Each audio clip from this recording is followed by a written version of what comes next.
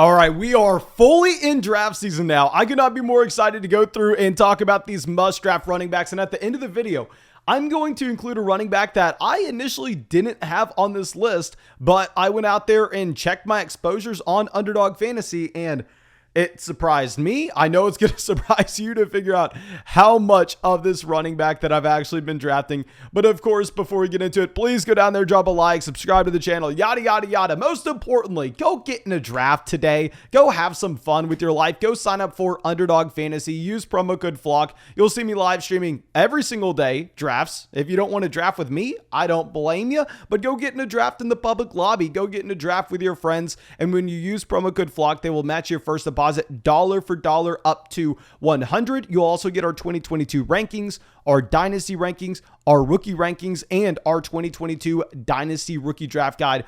But I don't think we need to intro this video too much more. Everybody knows it's a must draft running back list, and let's dive into someone that was on the list last season. He was probably on the list the season before that, and you better believe he's making a reappearance when now his price is even cheaper. We're going back to the well with Kareem Hunt. So if you're going through and looking at the past 3 seasons in Cleveland, yeah, I get it. Kareem Hunt's the running back too. I understand. You don't have to scream at me about it. I know.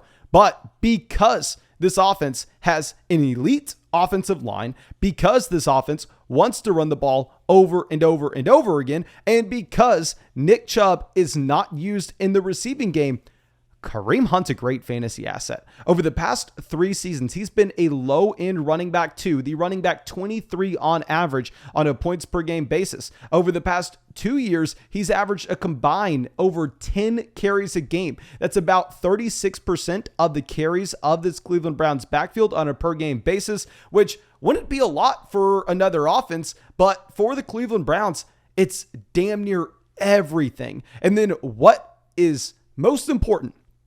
The most important thing, and it's not even close, about drafting Kareem Hunt is how he fits on your roster build. Because we've already admitted, yeah, he's the running back too, but he's a running back that has a role guaranteed in his offense. So if we are going and looking at the past 3 seasons and seeing on average, Kareem Hunt's the running back 23 in fantasy, and then we head over to Underdog Fantasy, just walk down the street, look at their ADPs. Hell, we're checking out Kareem Hunt as the running back 32. The running back 32. So you are already getting a massive discount if Kareem Hunt just does what he's done over the past 3 years. While Nick Chubb's been able to stay healthy, while Nick Chubb has been the dominant running back in this backfield, if Nick Chubb is clearly the running back 1 here yet again in Cleveland, and you draft Kareem Hunt at running back 32, and he's the running back 23, hell, you profited. Great job. You made a good draft pick, but there's more upside than that. We know, we've seen it. Hasn't been for a while. Yes, it hasn't been for a while because obviously Kareem Hunt's a player that had his career change halfway through. We don't need to get into why. But at the beginning of his career, he was the feature down. He was the bell cow running back for the Kansas City Chiefs.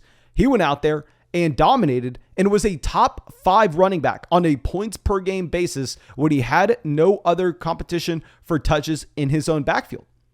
Now, we have not been able to see this level of dominance from Kareem Hunt so far because what is so frustrating, as a Kareem Hunt owner, it pisses me off to no end in that every time Nick Chubb has gotten injured over the past 2 seasons, Kareem Hunt has been dealing with his own injuries. It goes without fail that Nick Chubb is down, but right before Nick Chubb goes down, Kareem Hunt rolls his ankle. Kareem Hunt has a stinger. He has bruise. There's always something that is keeping Kareem Hunt back from that truly elite level upside that we know he possesses, okay? So there are 2 different things here. You have the floor and what we have seen from Kareem Hunt over the past 3 seasons, and that floor's production is already good enough for Kareem Hunt to justify his ADP. But you also have the baked-in ceiling that if something were to occur to Nick Chubb, then Kareem Hunt can take that next step. Now, what I am also excited about, and why I don't understand this Kareem Hunt ADP, is Deshaun Watson is now a Cleveland Brown. Deshaun Watson coming over should elevate this offense from being one of the worst offenses in the NFL with Baker Mayfield to historically, Deshaun Watson is one of the most efficient quarterbacks in the NFL. Now, I don't know how many games Watson's going to play this upcoming season. Of course, I can't predict that if I had to throw a prediction out there. And I'm an idiot. I don't know nearly enough to do this. But if I had to throw a prediction out there, I would say Deshaun Watson misses 6 to 8 weeks. Now, with that being said, what matters so much in these underdog fantasy contests? The upside for that tournament stretch. And we know Watson will probably be back by then. So with Deshaun Watson coming back by then, you are going to see the overall passing offense be elevated in Cleveland as well. And this is exciting because Kareem Hunt over the past 3 seasons has averaged over 4 targets a game in this Cleveland Browns offense. He's had 12.45% of this team's target share on average over the past 3 seasons. So if this team does decide to skew a little bit more pass happy, going from Baker Mayfield to Deshaun Watson, now I'm not an NFL head coach. I'm not smart enough to be a head coach, but I can sit here and I can try to pretend like I am behind this computer screen. And I could say, oh, if I had Deshaun Watson, I'd probably throw the ball more than if I had Baker Mayfield. So if all of a sudden you see the Cleveland Browns go from being one of the most run-heavy offenses in the NFL to all of a sudden wanting to get more passing plays going, to want to open up this offense, Kareem Hunt can see more snaps than he's used to, given the dynamic that Nick Chubb is the obvious first and second down grinder, and Kareem Hunt is the passing down option. There are so many things working in favor of Kareem Hunt here. I don't understand his ADP. Now, if you go and look at my exposures on Underdog Fantasy, you are going to see that I am drafting a ton of these running backs late. I'm drafting a lot of these running backs in the middle rounds. Like Kareem Hunt right now is going at pick 97.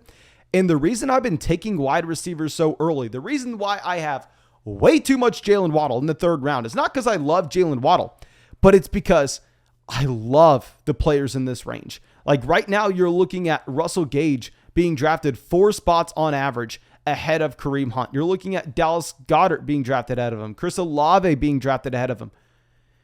That's why I'm going to continue to draft wide receivers early. That's why I'm going to get my elite tight end early. That's why I'm going to get my elite quarterback early, because I can wait until around 9 and I can sometimes have Kareem Hunt falling to us there as your running back 2 when he's had a floor of a running back 2 and possibly a ceiling for more. Love me some Kareem Hunt. And now let's go over to a running back that we were drafting a lot last year, and this season, his price hasn't moved up too much. It's going to be Ramondre Stevenson. So with Stevenson, full transparency, he's being drafted right next to Alexander Mattison. And if you have a team where you went through and you took Derrick Henry in the 1st round, then Aaron Jones in the 2nd round, and you're just looking for a raw upside and upside alone, Alexander has more of it. But the reason I find myself drafting Ramondre Stevenson so often is he fits that 0 running back build, that 0 running back target that we have been talking about so much. Not only does he have upside if the starter goes down ahead of him, but he has a standalone role in this offense as well. Alexander Mattison, we know the only time he's providing you value is if Dalvin Cook were to go down. But Ramondre Stevenson is looking like he is going to split this backfield with Damian Harris, and just that Ramondre Stevenson can do a little bit of everything. If you go back and look at Damian Harris and his targets per game throughout his NFL career, it is laughable that Damian Harris simply cannot be involved in the receiving game. And this leads the New England Patriots offense to historically be a little bit one-dimensional. You know, if you have Damian Harris out there, they're going to be going through and running the ball. You know, if they have James White out there, they're probably going to be dropping down to pass. But James White coming back from a significant injury. On top of this, James White old as hell. Ramondre Stevenson can do a little bit of both. He averaged 11.1 carries this past season. Not only did he average 11.1 carries, but he also had some involvement as a receiver. Now, we don't need to see him be Kareem Hunt. We don't need to see him go out there and be Alvin Kamara. No, of course, I'm not saying Ramondre Stevenson is going to be that. But if we look at the fact that he goes out there and he averages almost 5% of this team's targets on a per game basis, and you compare that to Damian Harris, you go, okay, well, hell, obviously Ramondre Stevenson is the running back in this backfield that does have some 3-down upside. And on top of this, if we go through and if you look at just the efficiency on a per touch basis, I mean, you are getting slightly more from Ramondre Stevenson, a rookie last season. We can possibly assume that he actually continues to improve. They did significantly invest into Ramondre Stevenson last offseason. I'm just excited about drafting these running backs that may not necessarily look like they are starters going into the year, but they have roles. We know they have roles, and something could change to unlock said running back.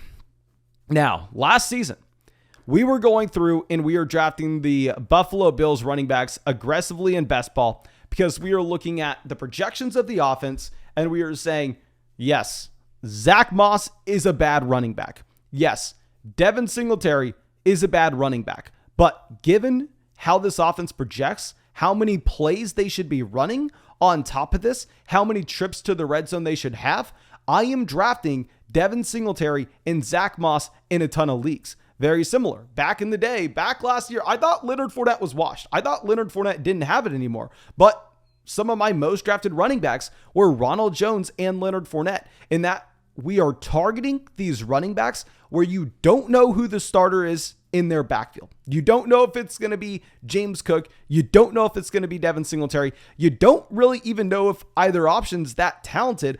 But at the end of the day, you know it's a good bet because if you hit on said player, they are going to come out and they are going to provide a ton of value for where they were drafted. Devin Singletary last season, even if we go through this, I know some people will say he had a disappointing year because he was the running back 28 on a points per game basis. But if you go through and if you look at the game log, it was very simple. Devin Singletary, if he was the starting running back, you were able to start him in fantasy. Devin Singletary had spike weeks. He went through and he had so many touchdowns at the end of the season. So I find myself in a position where I'm throwing my hands up in the air again. And I'm saying, you know what? Yeah, Devin Singletary, James Cook, they're bad. James Cook weighs 199 pounds. He has a BMI of 27.8. Having a BMI of 27.8 means you pretty much have no shot to be a bell cow running back. But I am acknowledging the fact that, hell, maybe I am wrong. We know that this offense, based on the investment that they make into James Cook, based on the fact that Zach Moss was a healthy scratch halfway through last season, that they are probably going to funnel everything through Devin Singletary or Cook, dependent on the week and dependent on how the season goes. So I am fine not only grabbing one of these guys, but in a best ball format, I am fine grabbing both of these players in these drafts, especially if you look at their price, where they're going after Allen Lazard. They're going after Christian Watson. They're going after Marquez Valdez-Scantling. They're going right before someone like Derek Carr. So I'm being completely honest, and I'm saying, yes, they're not talented. They're not good. But there's a massive but on that. It doesn't matter. We're not building an NFL team. Instead, we are going through and we are building a fantasy football team. And when you're playing in the Buffalo Bills offense and you're going to have enough opportunities sliding in your direction, you are going to be a good bet once we get to round 10. A perfect zero running back target. Yet again, I hope y'all are following into this. And our next running back, before we get to the surprising player at the very end, is going to be Kenneth Walker. Now, with Kenneth Walker, I am surprised to see that people are still willing to go through and bet on Rashad Penny. I am there with you. I think Penny's a great running back. I think Rashad Penny, if we were talking in a vacuum and injuries weren't a thing, Rashad Penny coming out of 2018 was one of the better running back prospects I have seen since the 2014 draft class. Nothing special about that at the running back position, but that's when I started playing dynasty fantasy football. Now, the only ability that Rashad Penny lacks is going to be the ability to stay on the field, the ability to handle a full workload. With Rashad Penny, we've never seen it. Never. Outside of a 5-game stretch at the end of 2021. That's when we saw Rashad Penny have the ability to stay on the... It was such a small sample. We can go through his entire career and go 2018, 2019, 2020. half of 2021, and he just can't stay healthy. Now, on top of this, Seattle goes out there and invests an early second-round pick into Kenneth Walker at the same time. With this level of team investment, we probably know that you are getting a very similar stance from this coaching staff, from this front office, and that they do not believe in the ability for Rashad Penny to stay healthy. Now, Kenneth Walker, it does suck. He's not going to catch passes. He's not going to go out there and be used on third down, but he has a BMI of 31.2. We saw him go out there and dominate with over 20 carries a game at Michigan State. You combine the workload he had in college plus his size. We know that Kenneth Walker should be able to handle at least 15 carries a game if the coaching staff decides to give it to him at the NFL level. On top of this, he ran a 4.38 40-yard dash, and at the running back position in particular, there is a correlation between a running back 40 times and NFL success. We combine all these things and look at what the Seattle Seahawks want to do this upcoming season. This Seattle team wants to run the ball over and over and over and over again. I'm all in. If you look at our running back prospect model, Kenneth Walker grades out with a score of 23. The running backs that were close to him that failed, Duke Johnson and Darius Geis. Those were the running backs that were in this range that failed. But the running backs that exceeded outweigh this. You had Dobbins, Melvin Gordon, Nick Chubb, Derrick Henry, Clyde Edwards-Helaire. I guess Clyde Edwards-Helaire also failed. But you have so many of these other running backs that popped in this model with almost this exact same score. I'm taking me some Kenneth Walker on these zero running back builds. And our last guy that I did not expect to be drafting at all. If you go back and you look at our videos after the NFL draft, I was screaming that he was the worst pick in drafts. He was going before Alexander Mattison. He was going before Tony Pollard. And this is after his team added Breece Hall.